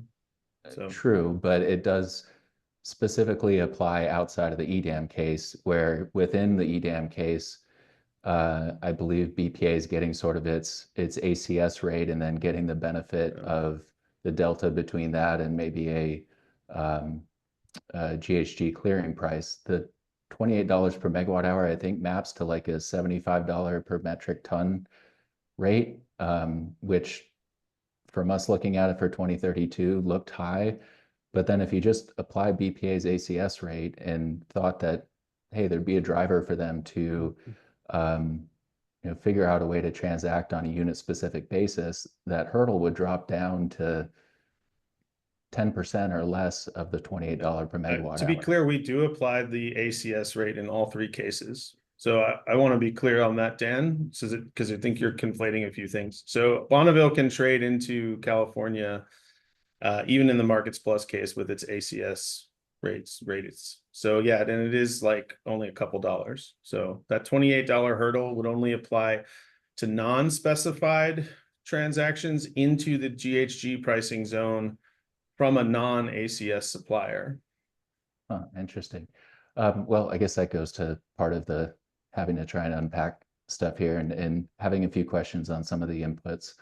But regardless, then the other aspect of it is just the gap between bilateral transactions and block transactions and the friction charge. You know, those rates then drive outcomes in how the dispatch gets shaped around for midday versus super peak hours, and just selecting, you know, my assumption here, selecting a little bit different rate in those could drive significantly different outcomes given BPA's net seller position. And it would be great to have that additional information as sort of showed up in like the way the SB 350 study was done, where sensitivities were run within each of the cases to push the numbers up and down a little bit and see if you can find an inflection point where a change in the friction charge drives a significantly different outcome in the results.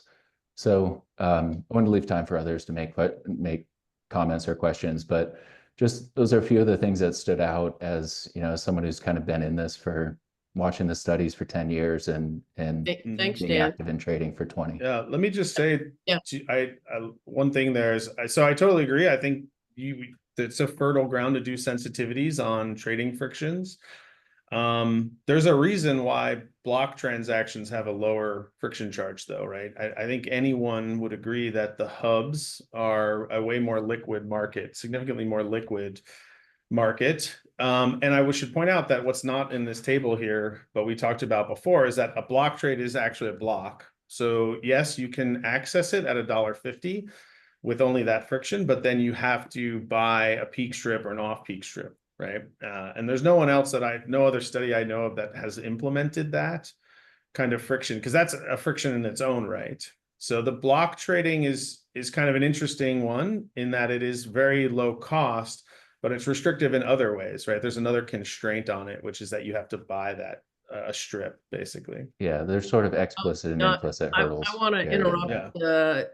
because we're at time. It is 11 o'clock Pacific time, and John has been on for 2 hours, and the exchange of information and the questions has been super valuable, and we appreciate all the people who joined this call to engage in a conversation and to share information. And as we say, we're open to making all of the materials available and distributing this webinar and the recording to participants.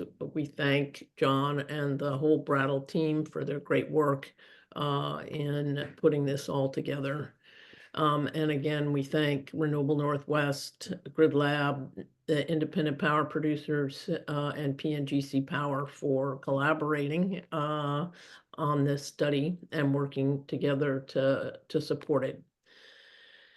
And we may offer another webinar with Brattle if there's a need and a desire. So we want to try and make sure that we're creating opportunities to share information.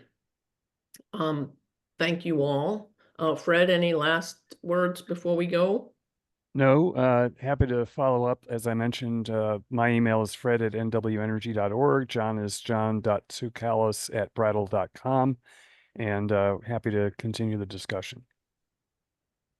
Yeah, of course. Like I said, feel free to reach out with questions. We're very happy to talk about that. Great.